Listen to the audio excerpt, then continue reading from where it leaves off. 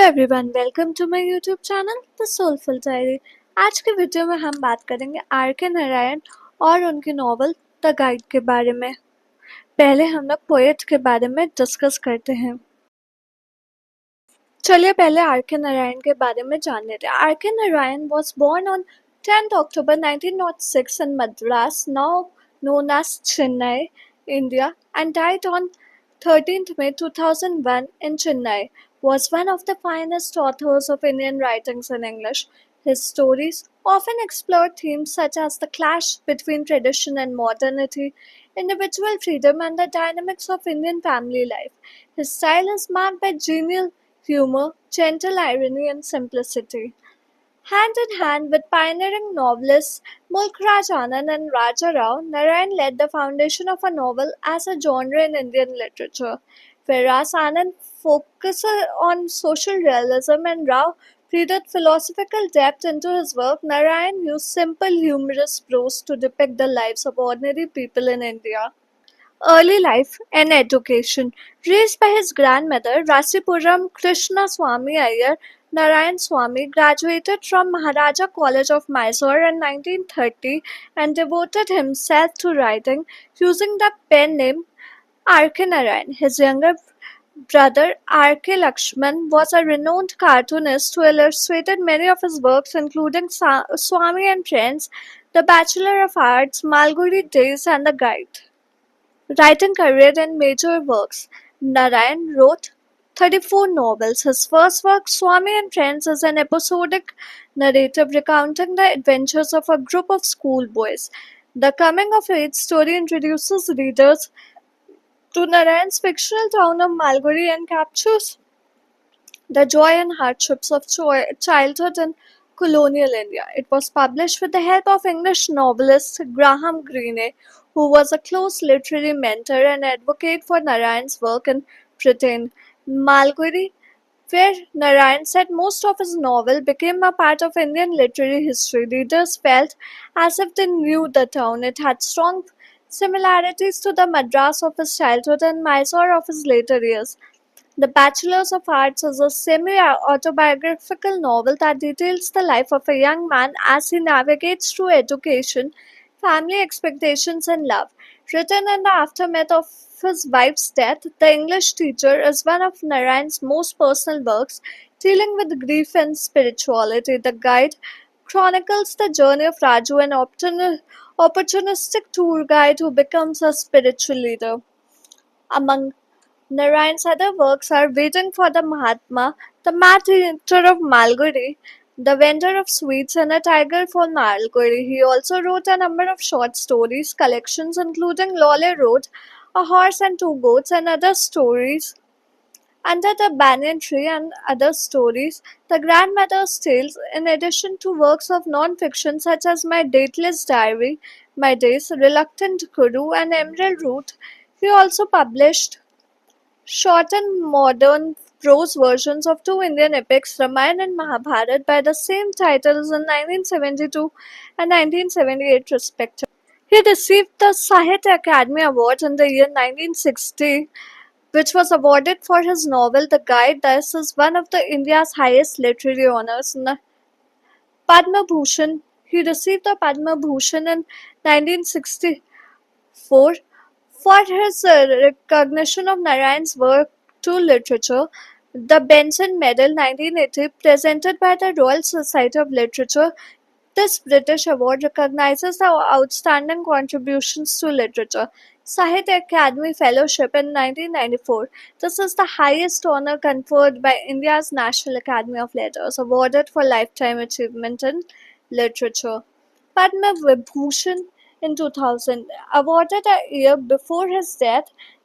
This is India's second highest civilian honor, further acknowledging his literary achievements. He was nominated in the Rajya Sabha from the year 1986 to 1992. Salman Rushdie credited Narayan's storytelling for instilling the beloved Malgudi in the popular imagination. Vikram Seth and Amitabh Ghosh are among the prominent writers who have acknowledged Narayan's enduring influence. चलिए अब novel की summary जान लेते हैं। The guide is a powerful story about spiritual transformation and self-realization. The narrative itself is both fantastical and comical, as the path the main character Raju takes to understanding is not intentional. In a sense, Narayan's story shows how a man intent on deception, including self-deception, comes to find clarity based in large part of his life of deception. Raju lives in a quaint village called Malgudi. In Malgudi, Raju aspires to be whatever other people want him to be. As such, he is a chameleon of a character, always becoming someone based on someone's current need. One such example of Raju's malleability is when he begins managing a shop at the Malgudi train station and is known by the village people as Railway Raju. In this role, Raju builds himself as an expert guide and professes to be able to obtain any and all items a person is searching for. Raju also meets Rosie, a gorgeous dancer, and becomes her lover. He also becomes Rosie's guide and aids her in making the decision to become a professional dancer. His advice pays off, and Rosie soon becomes famous on account of her dancing skills. With this new opportunity, Raju becomes Raj, an influential man with an elevated social standing thanks to Rosie. Things seem to be looking up for Raju, and yet complications soon arise. Raju eventually ends up in prison because of his machinations, while there Raju again changes his persona and causes others to not only respect him but to like him and who come to his aid if need be. The reader can see by this point in the novel that Raju has an uncanny ability to affect change in other people as well as in himself, and yet he does not realize the extraordinary power he holds. He sees his ability as a survival mechanism and nothing more. Raju is finally released from prison but is unsure where to go or what to do with his life at this point. He does not want to return home to Malgudi because he does not want to deal with all the gossip and rejection he is sure will be there waiting for him. Instead, Raju takes shelter in an abandoned temple in this holy place on the banks of the Sarayu River. Raju is able to think a bit more and give himself time to come up with his next plan. While hiding out in the temple, Raju meets man named Valen. The two begin talking and discussing life, and after a time, Valen actually thinks of Raju as a holy man. With his talent for becoming whatever is beneficial to his circumstances, Raju picks up on Valen's mistake and plays along with the ruse. When Raju is later forced to admit that he is not a holy man after all and subsequently must reveal where he is from and who he really is, he is somewhat shocked to find that his admission and guilt, which he initially thought would free him from the burdensome role of a holy man, actually has the opposite effect he was looking for. His revelation of the truth actually propels him further into the role of, thus making Raju's malleability a path that he has brought him to the point, the true incarnation of a Swamiji, a holy man. The reader sees in the narrative that at this point in Raju's transformation, he is finally able to overcome his previous need to be whatever people wanted him to be. He no longer needs to be everything to everybody and has come to a place where he genuinely serves others from a place of selflessness. At this moment, his past endeavors, including his ties to Malgary prison, Rosie and fame, all beloved, Raju sees himself for what he truly is. Just another individual with this clarity is now able to help others without an ulterior motive. His path has become clear and he follows it selflessly. Raju's transition from a common con man to holy man is both comical and didactic. Man's narrative shows how people can be destined for great things without even realizing it. At the same time, it shows how people's past are not entirely what defines them. People can change and do good in life. They can go from self centered individuals to people of character like Raju. Ultimately, perhaps the narrative shows that there are often greater forces at work than what mankind perceives in a moment of choice, whether a good choice or not. There is hope for mankind despite outward appearances. Raju's journey is a testament to this hope.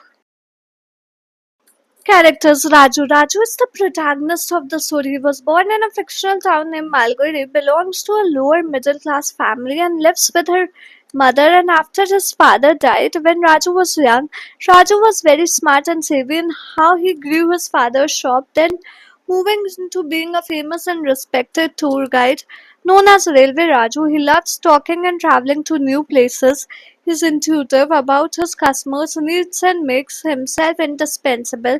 Raju begins having an affair with Rosie, the wife of his client Marco, and becomes obsessively in love with her. This love for her causes him to behave greedily and selfishly even when he and Rosie are together in Marco's absence. He thinks of her as a property and does care about anything but himself. Though he dedicates his time to furthering her dance career, his desire for money is absolute and he relishes the power he attains by being the famous dancer Nalini's manager and lover. This greed eventually leads to the demise of his relationship, time in jail, and exile from Malgudi. It also results in his being mistaken as a holy man. In the privacy of his own mind, Raju still tends towards selfishness and impatience, but the more time he spends with the villagers, the more he grows in character. Arguably, by the end of the novel, as a result of his fasting and praying, he achieves enlightenment and truly does become a holy man. Raju's mother. Raju's mother is a traditional Indian woman. She's the only one who takes care of Raju when her husband dies. She's a positive woman who is generally friendly to everyone. She permits Rosie to live with them even after she realizes that Rosie is married and belongs to a low class dancer caste. However, she's a woman who also gossips and worries about her son's choices, especially after he begins neglecting his finances. She asks her older brother, Raju's uncle, to come help but ends up going to live with him. Once Raju's intransigence asserts itself, her relationship with Raju never really recovers. She remains sad and disappointed in what he has done to his life. She does visit him in jail. Rosie is the daughter of a dancer and therefore belongs to a lower caste. She did not marry Marco out of love, but because of his social status. Though she's fond of dancing, she sets it aside when married to Marco because he does not approve. Their marriage is not very pleasant, and Rosie begins to have an affair with Raju. When Marco finds out, he abandons her. She then moves in with Raju and his mother, and with Raju's urging, takes up her dancing again. With her meticulous work and Raju's business acumen, she becomes a household name. She actually changes her name to Nalini. She and Raju become immensely rich. Rosie is a woman of independent thought and ambition. At times, she appears to be mature, but at others, she behaves like a child. She is prone to dreaming and does not care very much about material things. After Raju's entanglement with the law and her coming to terms with his real character, she decides to pay their debts and leave him. She lives alone, prosperous, and successful. Marco. Marco is Rosie's husband. He does not seem to like her very much unless she's being quiet and pliable. But when he married her, he was clear on not having any caste expectations. He gives her what she wants most of the time but refuses to let her continue with dancing once they remarried. What drives him as a scholar is his interest in the history, culture, and the art of South India. Raju is his guide to caves in the Malgudi area where he finds fodder for the book he is writing. But his time in Malgudi ends in a dramatic fashion when he finds out Rosie and Raju were having an affair. He refuses to have anything to do with Rosie and leaves town without her. At the end of the novel, he publishes his book to great acclaim but decides to trap Raju by sending a legal document that only Rosie can sign, knowing Raju will most likely forge it. Valen. Valen is a faithful, fervent man who believes in Raju's holiness and spends a great deal of time with him. He encourages other villagers to visit the Swami, and soon Raju is really ever alone again. Though Raju confesses to him that he is not indeed a holy man and has done many bad things in life, Valen still chooses to revere him and believes Raju's fast will cure the drought. It is Valen's unwavering faith that gives Raju the power he needs to try the fast for real. Valen's sister. Valen's half sister is a minor character but plays a major role in Raju's life as a. It was she who makes Raju popular in the village by accepting the proposal of the groom that Valen chose for her. This transformation surprises Valen and confirms to him that Raju is a holy man. The sister spreads news of Raju's power thought throughout the village as well. Gafur. Gafur is a chauffeur in Malgudi and friend of Raju, at least until Raju alienates by focusing everything on Rosie and begging Gafur for money to jumpstart her dance career. He is a decent man with common sense and is wary of Raju's involvement with Rosie, knowing it will not end well. Valen's brother. A rather unintelligent and useless young man, his main job is to drive cattle and he rarely engages himself in other some highbrow activities such as seeing the Swami. However, he comes to Raju when the village is embroiled in fighting during the famine. When he relays this information to Raju, Raju tells him to tell Valen and others he will not eat until they stop fighting. When the brother relays the message. He implies that the Swami will not eat until the rain comes, thus beginning against his will and wishes Raju's fasting. Raju's father, a friendly and luxurious man, he runs a small shop in Malgudi.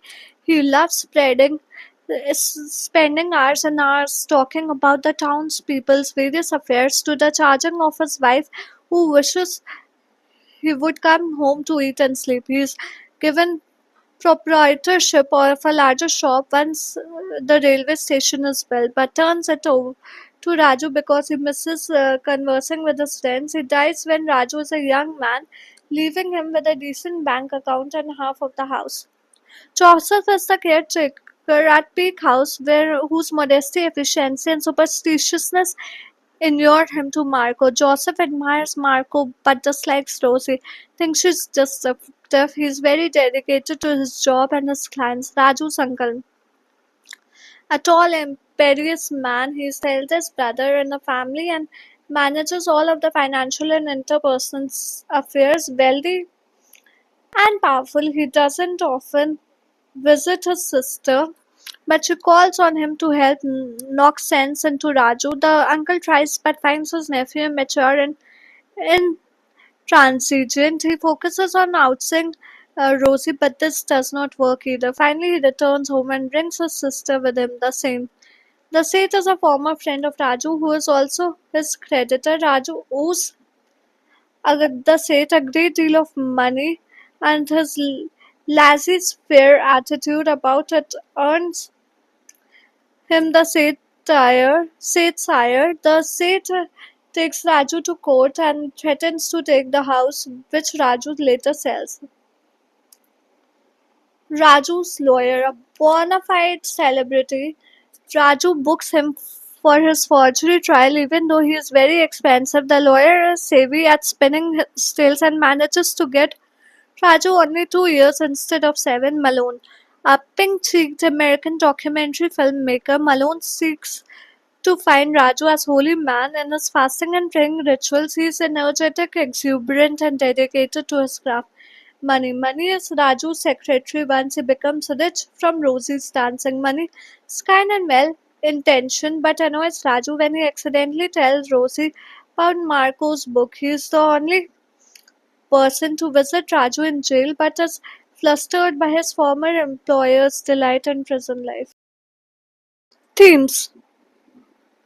Hypocrisy. Hypocrisy is one of the major themes of novel. Raju is a hypocritical character from the very beginning of his life. As a tour guide, he misinforms the tourists at will as if he has no sense of right or wrong. His words turn normal old buildings into ancient works of architecture and downgrade the amazing feats of history.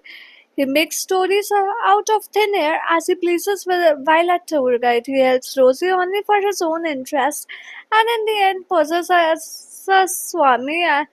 Yet another example of his charlatan nature. According to the Hindu principle of karma, However, Raju eventually reaps the punishment due. He loses his power and money and is forced into a position where he has to fast and nearly die.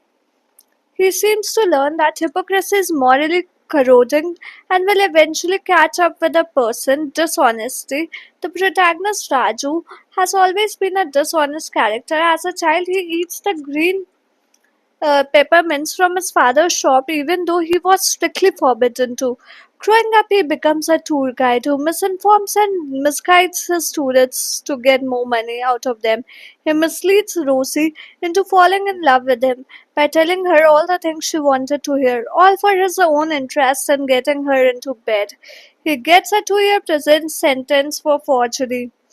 Coming out of prison, he poses as a sage at a ruined shrine far away from the locality. Even as he fasts, he eats a stack of food hidden away in an aluminum pot on the very first day. Dishonesty is embedded in Raju's very marrow, and it is not until the end of the novel that he has come to terms with it. Materialism.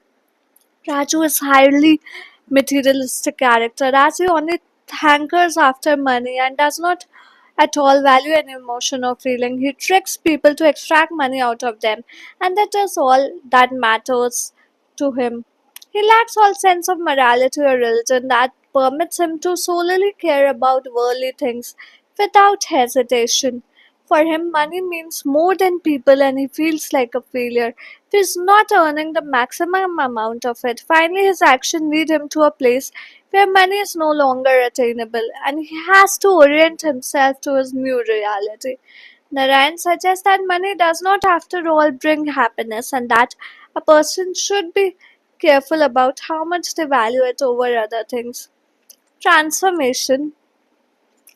When Raju finishes telling a story or to Valen, Raju expects him to snap, but as a blind follower, Valen takes it in stride and as merely Raju's past. The fact that Raju guesses that Valen would stop believing in him and yet pours his heart out to him shows some sort of growth in his character. At the very end, out of extreme hunger, Raju starts to fast sincerely and avoid all thoughts regarding food and bodily suffering. This helps him concentrate and that ends his hunger. When the doctors and the government go all out to save him, Raju goes out to perform his daily routine of climbing down the steps to the river with the help of two men on both sides. He stands in the knee deep water and faces the mountain, muttering his prayer, while Valen and the other men continue to hold him. And he says, Valen, it's raining in the hills. I can feel it coming up under my feet, up my leg, and he sags down. Here, the water can mean purity and rain may literally be on its way, but there is no way to know for sure, as the author ends it just like that. Regardless of what exactly happened, Narayan suggests that even the most trickster of men can be redeemed. Rosie is another character in the novel who goes through a transformation. Her change of name marks her transformative. Named Rosie, she's a wife longing for her husband's love and attention, a passionate dancer waiting on her husband's approval. Later, though she becomes a renowned dancer named Nalini, a mature, independent woman who chooses to live alone peacefully. Past and the present. The guide shows the intersection of past and present in numerous ways. First, there is the coming of railroad and the railway station which changes jobs, communication, travel, and more. Second, Rosie is a dancer in the classical manner, but it is the conditions of modernity that allows her fame to spread as it does. Her dance, even though it is a classical in theme, it is also juxtaposed against Marco's focus on dead and decaying things. Rosie's sexuality and independence are fully of the modern moment, while Marco's paternalism is of the past. As critic John Thiem wrote, Marco is resistant to any suggestion that the classical and the contemporary may be related. Even when he sees the dancing motif on the cave walls. Third, there is a confluence of past and present when the ancient temple is unearthed by the receding waters in the present day drought, which serves as a metonymy for the notion of an archaeologically layered India, albeit one in which the different strata were coming to exist contiguously rather than in a temporal sequence since an ancient infrastructure was now present on the surface. Karma. Though he is not violent or evil, Karma is without a doubt an immoral, obnoxious, and self interested character. He is a hypocrite and a liar, a charlatan and a greedy, materialistic person. He uses other people to make himself feel good, to make him money. He ignores his obligations, his family, and his community to pursue what he wants. However, Narayan doesn't allow Raju to continue on like forever. He shows how Raju's greed leads him to lose Rosie, his money, and his influence in land and jail. And more than that, he has Raju's gig as a holy man result in a real act of redemption and transformation. Karma catches up with all of us eventually, Narayan suggests. Feminism. Narayan is certainly not a feminist writer, but his character Rosie is a notable one in the terms of what contemporary feminists were advocating for. Rosie is an educated woman who makes her own choices. First, she chooses a conventional path of getting married, but she does this so she can free herself from caste limitations. She does her best to retain her selfhood in a miserable patriarchal marriage, and though she is at her lowest point, when she allows Raju to manipulate her into a sexual relationship that she's unsure is the right thing, she eventually let this become a springboard to attaining her great dream of becoming a dancer. And in the end of course, she takes care of herself by getting rid of Raju and all the baggage and living her life as she sees fit. She's not a perfect feminine heroine, but she's a remarkably modern woman. Motives. Key motives in Arkin Narayan's The Guide include the cycle of life and rebirth, the duality of guidance and misguidance, ambition versus altruism, the train as a symbol of progress and escape, the river symbolizing the cyclical nature of life, and the prison representing confinement, all contributing to the protagonist Raju's transformative journey from self interest to a self savior. The cycle of life and rebirth. The novel frequently returns to the themes of karma, reincarnation, and the idea that one's actions lead to subsequent consequences, reflecting the ancient Indian belief in the cycle of life, death, and rebirth. Guidance and misguidance. The title itself highlights the central motive as Raju is initially a guide for tourists but later becomes a spiritual leader, his actions leading others astray or towards salvation depending on their perspective and his own choices. Ambition and self interest versus altruism. The story charts Raju's evolution from a selfish, ambitious man driven by personal gain to someone who ultimately sacrifices himself for the welfare of others, showing a progression from egoism to altruism. The train. As in many of Narayan's works, the train serves as a powerful symbol. It represents the forces of changes, progress, and the desire for escape, symbolizing how Raju initially uses it for his own benefit but also how it facilitates his transformation. The river. The river symbolizes the eternal, flowing, and cyclical nature of life, emphasizing the timelessness of human experience and the idea that life is a continuous flow of events, much like a river's constant motion. The prison. The prison represents confinement, restriction, and a place of punishment for Raju's transgressions. However, it also becomes a turning point, a period of reflection that contributes to his spiritual awakening and eventual self purification. Symbols. In Arkan Narayan's The Guide, the primary symbols include the Sarayu River and Mempi Hills, representing the vastness and the continuity of nature and fate. Rosie as a symbol of vibrant life, and temple signifying the transformation and spiritual renewal. The contrasting settings of the village symbolizing simplicity, and the cave where love and the outside world conflict also highlight the novel's themes of transformation and destiny. The Sarayu River and Mempi Hills These natural elements symbolize the vastness and enduring cycle of nature as well as the inescapable nature of fate. Rosie, as a dancer and a woman, Rosie represents the vitality and complexity of life and passionate existence. The village. The setting often symbolizes a simple, serene way of life, contrasting the complexities of the modern world. The temple serves as a powerful symbol of spiritual transformation and renewal, a place where the protagonist Raju can shed his past self and embrace a new identity. The cave, the location where Rosie and Marco's relationship deteriorates, symbolizes the breakdown of their connection and the harsh realities that can exist between people and their desires. Thank you. I hope आपको हमारे guide से related और are K Narayan से related explanation समझ में आई। अगर कोई doubts या सजेशंस है तो वो आप हमें कमेंट सेक्शन में ड्रॉप कर सकते हैं। अगर वीडियो अच्छी लगी तो like share and subscribe to my channel. मिलते हैं कल एक और इन्फॉर्मेटिव वीडियो के साथ शाम 4 बजे। Till then keep watching and keep supporting the soulful diary. Thank you.